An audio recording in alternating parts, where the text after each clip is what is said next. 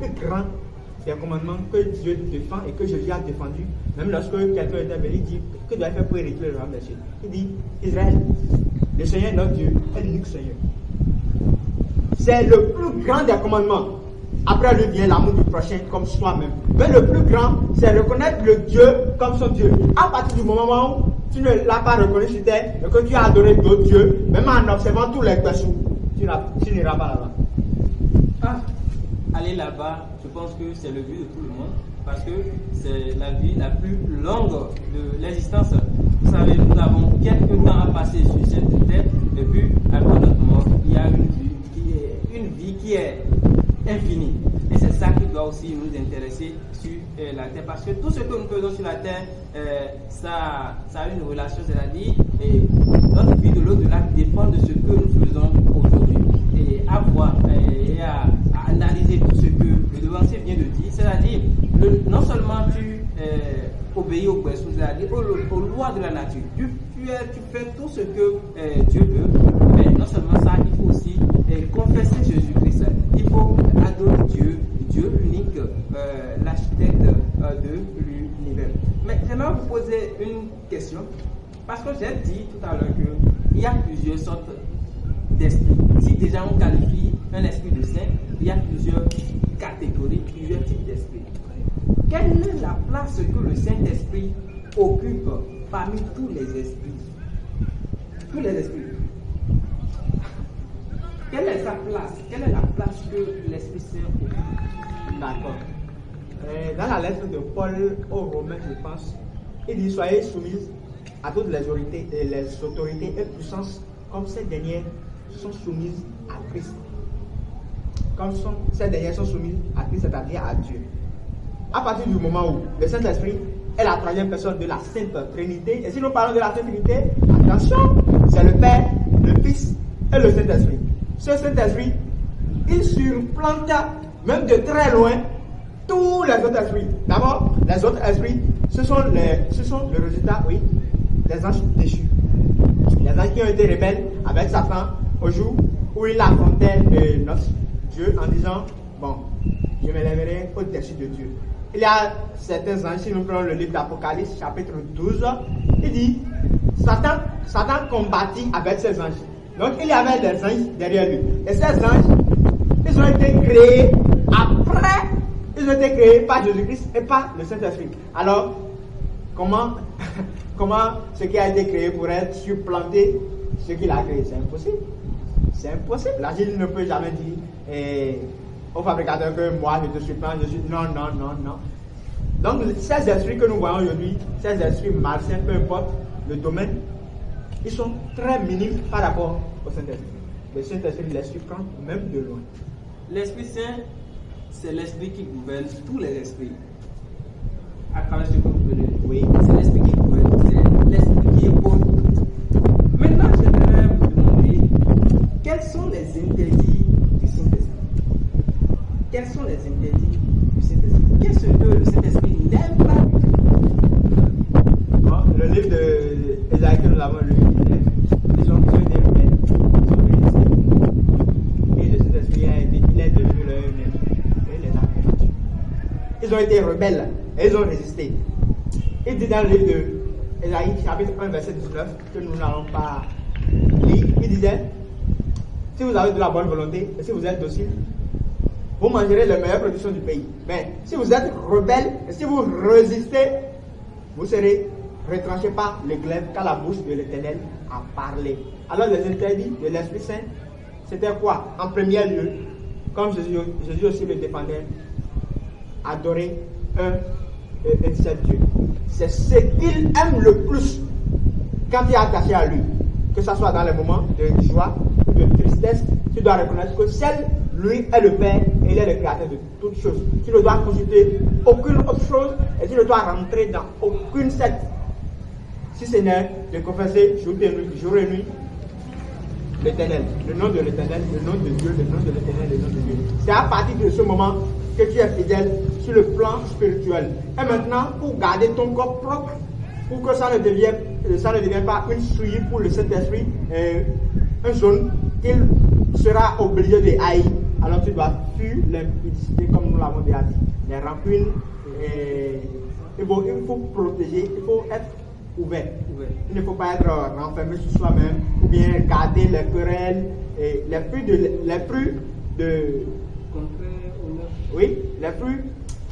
de la chair, c'est-à-dire ce que la chair produit dans Galates 5, à partir du verset 19, il faut fuir ça. À partir du moment où tu n'es pas en ça, il dit, tous ceux qui sont à Christ ont déjà crucifié ses œuvres sur la croix. Si tu crucifies ses œuvres maintenant sur la croix, alors tu n'es plus, tu es maintenant un outil, un vrai outil pour le Saint-Esprit et le temps qui pourrait le bénir à tout moment. Ok. Donc, si on comprend bien, le Saint-Esprit n'aime pas la rébellion. Non. Il n'aime pas ceux qui ne glorifient pas tous les désirs de la chair dépassés, excessifs. Oui, il n'aime pas ça. J'aimerais vous demander quelque chose.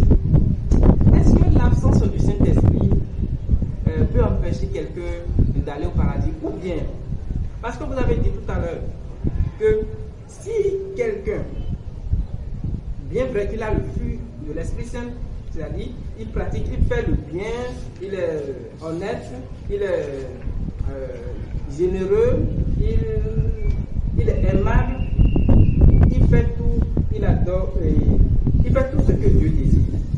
Mais s'il ne confesse pas Jésus, c'est qu'il lui reste quelque chose. Maintenant, j'aimerais vous demander si le Saint-Esprit peut habiter en vous, c'est-à-dire l'absence du Saint-Esprit, c'est-à-dire l'absence du fruit du Saint-Esprit peut empêcher quelqu'un d'aller au ciel. Là, nous allons rapidement dans le livre de Job. Je crois que c'est le verset 10 et 11 du chapitre 8. Il disait quelque chose. Et c'est de là, nous pouvons voir si, avec ou sans le Saint-Esprit, ça pourrait être possible de voir, d'entrer dans le royaume des cieux. Oui. 8, verset 10. Job. Ils t'instruiront. Verset 11. Le jonc croit-il sans marais? Il dit, le jonc croit-il sans marais? Oui. Le roseau croit-il sans humidité? Le roseau croit-il sans humidité? Merci beaucoup. Ces deux questions nous suffisent déjà pour déduire que sans le Saint-Esprit, c'est quasi impossible d'entrer dans le royaume des cieux. Il dit, le roseau croit-il sans humidité? Donc, si le roseau ne peut croître sans l'humidité, alors il n'est pas possible à quelqu'un d'entrer dans le royaume des cieux sans l'Esprit Saint. D'abord, l'homme dans sa chair, l'homme qui a la chair avec lui, sans l'Esprit, il fera toujours les œuvres de la chair. C'est à partir du moment où l'Esprit habitera en lui qu'on pourra observer les fruits de l'Esprit. Et c'est quand il portera ses fruits maintenant qu'il sera agréable devant l'Éternel et il sera complet et il sera parfait pour le royaume des cieux. Mais à partir du moment où les œuvres de la chair sont encore là, parce qu'il y a absence de l'Esprit Saint, alors c'est quasi impossible d'entrer dans le royaume des cieux. Le roseau ne peut pas croître sans l'eau, sans l'humidité. Du coup, j'aimerais vous demander votre mot de fin par rapport à notre thème, le rôle du Saint-Esprit dans le milieu chrétien. Qu'est-ce que vous voulez que les gens comprennent d'une façon concrète? Qu'est-ce que vous pouvez laisser comme votre mot de fin? En résumé, l'Esprit Saint retenons que sur la troisième personne de la Sainte Trinité. Et sans ça, l'homme ne peut jamais, au grand jamais, résister au diable dans ce monde qui est déjà en train de sombrer et qui va de mal en pire. Il n'y a que l'Esprit Saint qui pourrait nous aider à tout faire pour habiter ce monde, mais pour ne pas copier ce monde. Parce que sans l'Esprit Saint, nous ne pouvons pas. Satan est là et il règne. Il est le prince de ce monde. Il est le prince de ce monde. Mais le Fils de l'homme, il vient, il nous proclame l'Esprit Saint si nous marchons selon ses commandements. Donc je nous invite maintenant à marcher selon les commandements de Jésus, afin qu'il prie le Père et que le Père nous donne le Saint-Esprit. Cet esprit, quand nous l'aurons, nous donnerons maintenant les fruits de l'Esprit, et à partir de ces fruits, nous serons aptes et nous serons vraiment éligibles pour le royaume des cieux. Mais attention, cet esprit, il n'aime pas la diffamation, la calomnie, l'infidélité et la prostitution, l'impureté, l'impudicité. Il a en horreur l'infidélité, c'est-à-dire qu'il laisse Dieu et qu'il t'en va vers un autre Dieu. Cet esprit n'aime pas ça.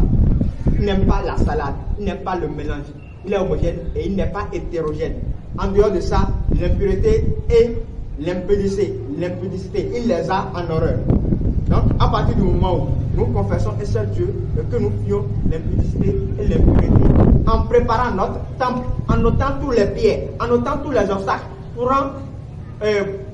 qui peuvent refuser accès à l'Esprit Saint, si nous purifions notre temple qui est au-dedans de nous, alors nous serons menés par l'Esprit, il ne viendra pas nous appliquer et notre parole, nos comportements seront différents de celles des autres.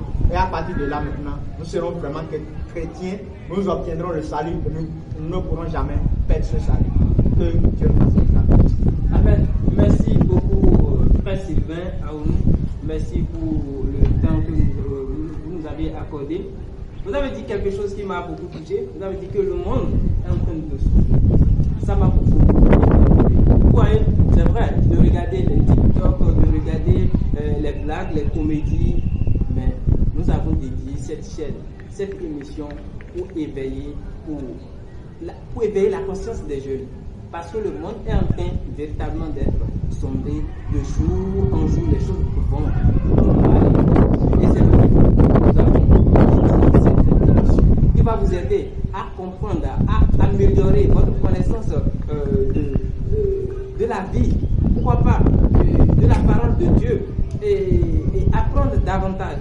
Du coup, je vous dis merci beaucoup pour la connaissance que vous avez partagée avec nous, pour cette lumière que vous avez étalée sur ce plateau.